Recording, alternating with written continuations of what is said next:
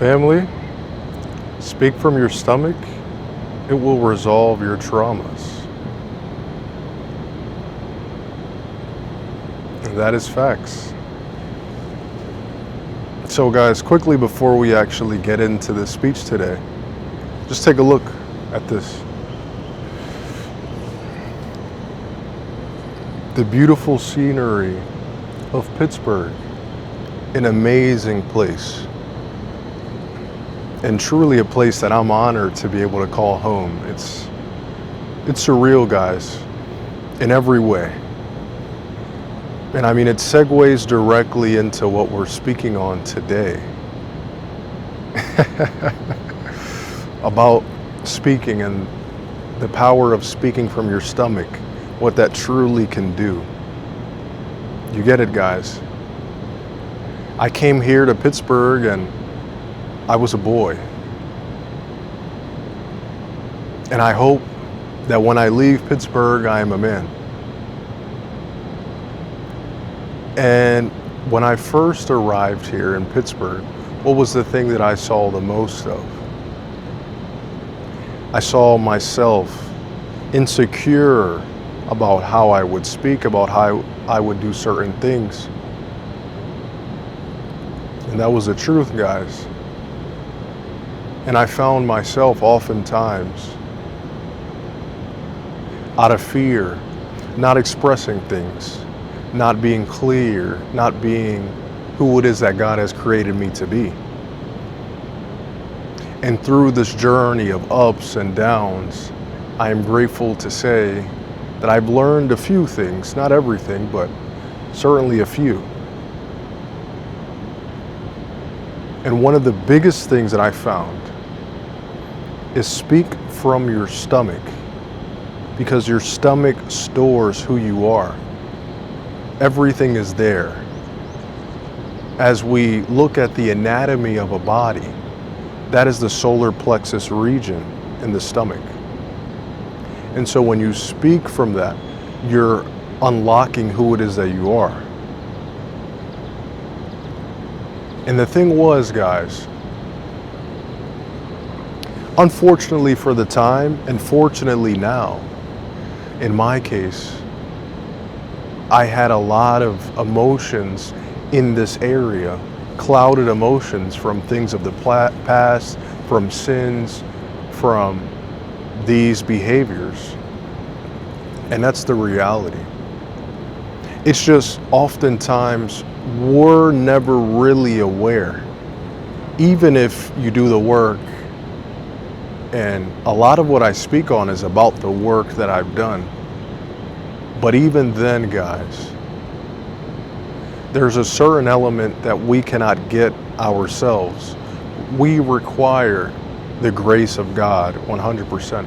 And we require the ability to observe from the past and the ability to look at it from an outside perspective. You get me, guys? And even making the videos and everything in my life, I've learned that I was suppressing myself. And this may be the case with a lot of people watching. You may be suppressing yourself. You may be suppressing who it is that you're meant to be. You may have a gift, and due to where you are, you're suppressing it because you don't want to stand above the crowd. You don't want to be that person there that people can take down and people can pull apart and people can say, oh, you have all these issues. You think you're special. Little do they know, you are special. It is just, you don't know it yet. They could know it, they could not know it. That's just the reality. However, you need to know it before anyone else does.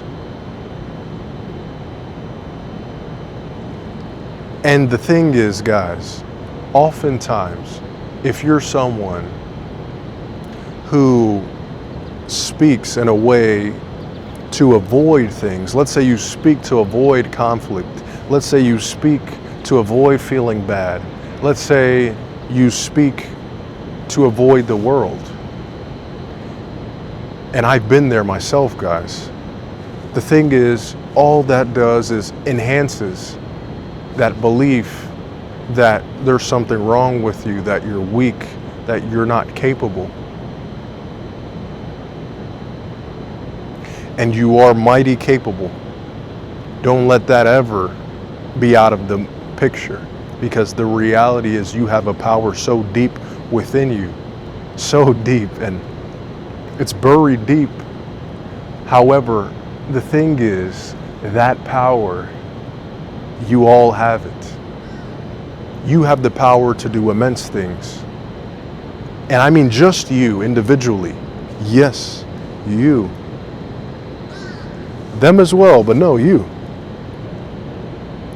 And when we combined all of us as a team, we're all in this together. What can truly stop us? Nothing. And I say all of that, guys, to put into perspective that this is a byproduct of speaking from your stomach, because you're unveiling who it is that you are to the world. Because there are two people. There are people that speak because they have to say something, and there are those who speak because they have something to say. And so you want to fall into the second category here.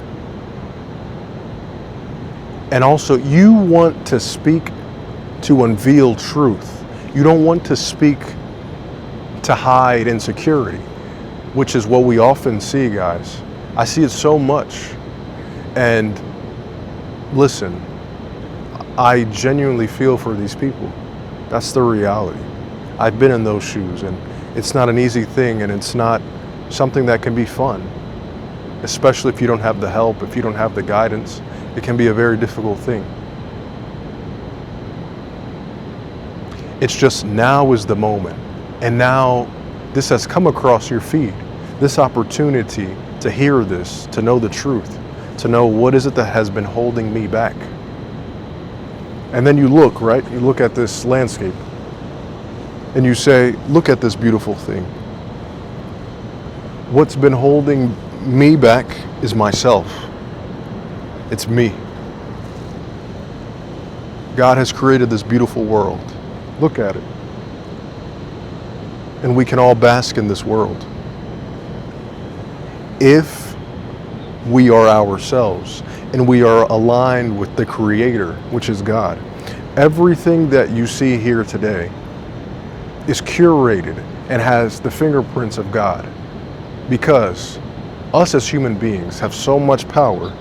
We have created this world to an extent with certain things, automobiles, right?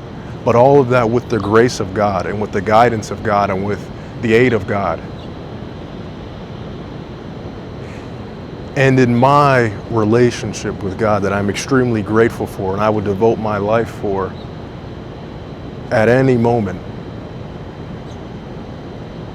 I have come to learn things that can possibly aid the people of the world today who are sick, who are in despair, who are in emotional turmoil. And the thing is, we have to take a step back, as I alluded to, guys, and we have to say, well, I'm not being myself. I'm merely fitting into the crowd. I'm doing what other people wish for me to do. I actually had a chat with a pal of mine, and we were speaking about this exactly, about how the topics of today that are truly worthwhile, that truly have substance, are the topics that indeed we don't speak about. Race relations, politics, religion, finances. These are the things that people don't speak about. However, these are the things that matter to get our society to where they need to go, for us to be able to have an amazing life and for our children to have even better lives than us. Because ultimately, what does quality of life do? Quality of life allows you to be more connected to God's world, because you're not always worried about things of the now, of the fallen world, that bring Satan's fingerprints and they bring Satan's scent into your life. And then the closer you are to Satan, the further away you are from salvation. This is why I harp on quality of life. And this is why you must speak from your stomach. Because you speak from your stomach and it won't feel good, especially if you have emotional turmoil. It will feel like you're dying. And here's the good and the bad with that. The bad is, yes, it will feel like you're dying. The good is, it's the weak, insecure, made-up version of you that is dying. And the strong, beautiful, omnipresent in terms of loving and in connection with God person is being born. The beautiful person that you are. So speak from your stomach, because as you do this, guys, and I remember I started to speak from my stomach and I started to feel nauseous, right? I started to have flashbacks of things and scenes of my past. That's reality, guys. That's what I experienced. I would sit here and I would say, well, what is this? What is it that I'm seeing? These things can't be real. They can't be true. And in reality, there are not a lot of them. It's merely memories that you've been holding on to that have been suppressed in your stomach. And so when you speak from your stomach, you release them. You release them completely. And then you're able to observe them and say, oh, wait, this isn't me. This was an old chapter of me that is now leaving as God is creating me into who I'm meant to be, who He made me to be. I do not have to carry and play this facade. I can be the person that I have been made to be. Isn't that the beauty, guys? All of this comes from being in connection to your internal self. And if you're not connected to your stomach, how could you ever be connected? See, I rather go through life open with the possibility of being hurt than being closed with no possibility of being loved. Because to be loved, you must, in theory, be also able to be hurt. So you must keep this in mind, and you must practice this, friend. And this doesn't mean force yourself, oh, no, but you're aware of it. Pray to God to give you wisdom in this area, and He will. God always prevails. God always supplies exactly what you need, whenever you need it, wherever you need it. He is always there for us, and He loves all of us, and He wants nothing more than to be in relation with us. And the thing is, all we have to do is truly believe. And I don't mean say Jesus Christ is my Lord and Savior. I mean with everything in you. I mean when no one is watching. I mean when Satan is attacking you. That's when you know you're a believer. Because Satan will always attack you. And that's when the real people who believe are presented to the world. And God will give you favor.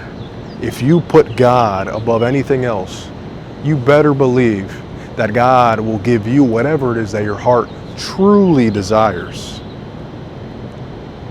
And this, guys, I'm not trying to be motivational. I wouldn't say I'm trying to do that. I'm trying to be truthful.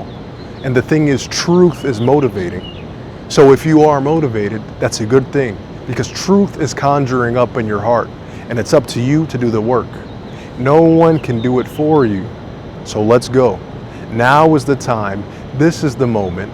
Are you going to grow? Are you going to shine? The choice is yours. Much love.